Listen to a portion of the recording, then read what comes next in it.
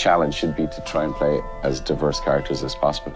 It would get boring for the audience and for the actor if you played characters that were similar all the time. Hop one, hop two, hop 1, 2, 3. Tish, tish, tish. Flap, flap, flap. We're actors, you know, we're supposed to be able to inhabit different characters. That's kind of that's our job. That's what acting should be, surely. It's a big action flick, innit? I'm Cillian Murphy, and I'm an actor, I suppose.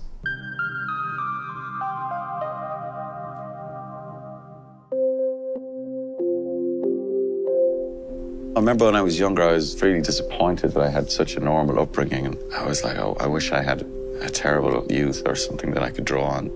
I think that's a lot of bollocks, actually. I think it's what you have inside. How you're able to be creative, it needn't come from a place of pain. It needn't come from a place of sorrow or, I don't fucking know. It just comes from the need to perform. You're just compelled to do it, you know? I just love stories. I love interesting characters. I love people behaving in a strange way. I love when you go, why is that person behaving like that? So transgression is much more interesting than somebody who does the right thing all the time. As an audience member, I find that much more interesting. I don't prefer being in the theatre. I love being in the theatre. I have to keep doing it. And once I left a big gap of like 6 years between doing plays, and it was left a huge ache kind of for me creatively. So and I'd forgotten that I need it so much. It's the live thing. You know, that's what playing music was so important about. You're in control when you're on stage. It's you and the audience. It was this show called Mr. Man, day in the life of this reclusive character. And then he plays these other characters, and then he carries a recording of his mother on a tape recorder.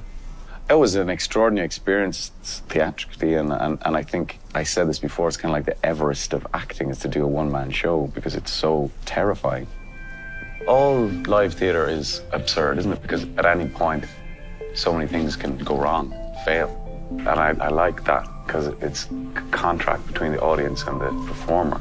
Sometimes, when it goes well, when the theatre works, it can be kind of transcendent. And it doesn't always work like that, I think.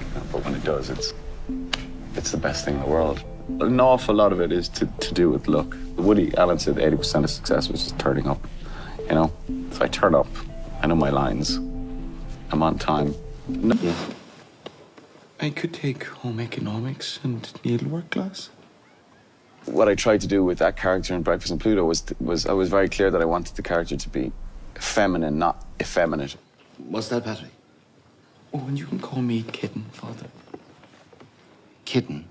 Yes, Patrick, Kitten, Braden, after saying Kitten. I think it's very easy to affect sort of effete mannerisms and stuff. Everyone could do that. Much is that dog in the window.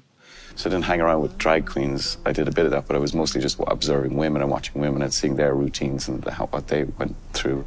It's very different from Tommy Shelby.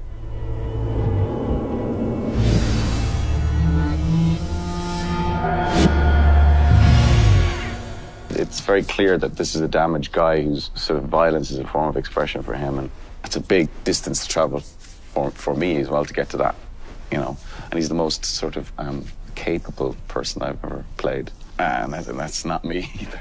How much did you pay for the suit you'll be wearing? Oh, I don't pay for suits. My suits are on the house, or the house burns down. You're inhabiting this character all the time. It affects you in a sort of a subliminal way, I think. It affects you sort of by osmosis. But I'm not very aware of it. It's only people that are around you that are more aware of it. Like my wife will be aware of when I'm playing him, I think. But I'll come back. Tell her she's in charge for good. You have to concentrate a lot. And he talks a lot, smokes a lot of fags, and is constantly fighting, so he's exhausting. The ceiling is moving in time. I thought it was a terrible idea at the beginning to put contemporary music on a period show. I thought that was silly. But then it just seemed to work because the artists that they chose were these kind of outlaw, you know, artists, and that seemed to work.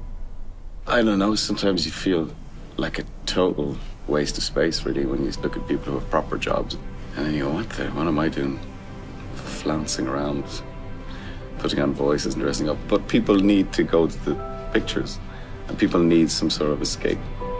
Artists don't let people down like politicians let people down and bankers let people down. The quality of the work may fluctuate, but they keep making it, they keep trying, and they keep giving some sort of sucker, I think, you know, kind of overpaid, and there's a huge amount of stupidity and hot air that surrounds it all, and a lot of that I don't subscribe to, but I think sometimes the film can change someone's life. If you can do that through a piece of art, then I feel like you're giving something important back.